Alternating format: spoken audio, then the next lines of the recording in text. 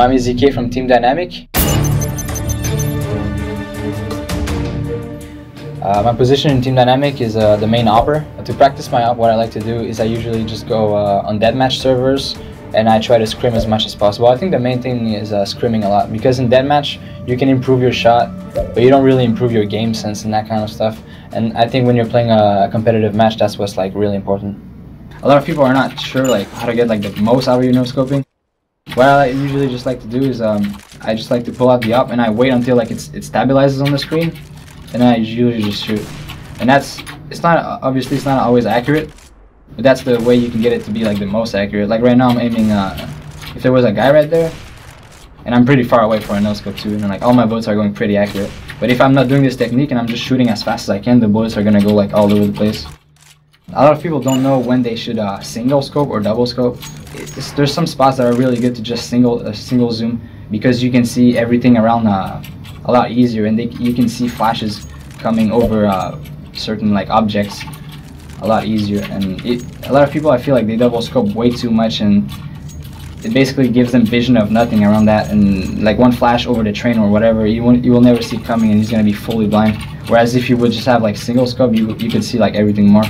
A lot of like operas, they have like a different view on that. Some people say that if you like double scope, you basically have like an easier shot because the model that you see in your screen is bigger. But I feel like it really depends on how you feel. Like if you think you're gonna get flashed over the wall or something, you should single scope it. If you think you're gonna get peeked, like if a sniper is gonna come and he's gonna challenge you, then you can safely like double scope and just wait for him to come. This is really cool too at the start of the round. You can watch a ladder drop.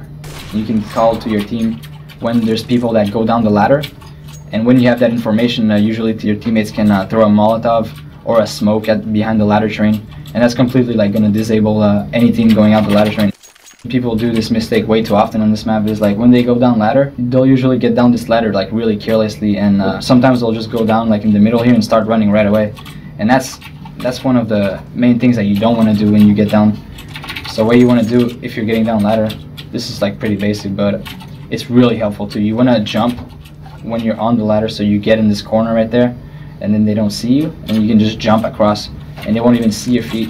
And if you have a smoke, you can throw it under the train, and then with that you can easily get out. You can get up on this ladder, but when you're up here you have a good view on pretty much everything.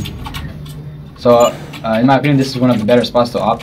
In Counter-Strike Source there was like some barrels right there, so it made it a little bit harder, but this is, in CSGO it's really open, and you can easily op. In my team we call this spot back alley or Ivy, whatever. Usually you want to have like a rifler support you from like somewhere over here. This is actually a really strong spot, like peeking with your left shoulder like this. But basically this guy is just backing you up. A lot of people like to play here with an M4, which is fine, but you really need to use your like a smoke grenade or something here, because any good sniper or any good opper from the other team can easily peek you here. And a lot of people, the way they like to peek with the op is, I mean, you can go like this, but I guess a good opper, you're probably gonna die. A lot of people just like to peek like this, because the crouching in this game is pretty much like instant. So people just like peek and they crouch, and it basically has you have like a smaller hitbox, and usually they're gonna have their crosshair at the chest level. So if you crouch, they're usually gonna have to pull their crosshair a little bit down when you peek and you crouch really fast. So that's gonna give you like a split second to basically shoot him before he can even shoot you back. I think this is like one of the spots that you really have to always flash before. What you can do, that's something I really like doing actually, is having one of my teammates stay far back, and he's gonna hold a flash, and I'm just gonna get close right here, and as soon as I'm ready to peek, he's gonna flash for me from far away. So it's gonna be like an instant flash. They won't have time to dodge it. In my team we call those like pop flashes, and right after that pop flash I can peek, and then I can hold this angle, and if the sniper is obviously gonna be blind, so he's gonna back off, and I can post up on the angle, and if he re-peeks me, it's going to be an easy kill for me. And while that's happening, if I have a couple teammates right behind me, they can start getting close, and they can start taking control of this spot, and then when they get close, I can pop flash for them again, and then they get out.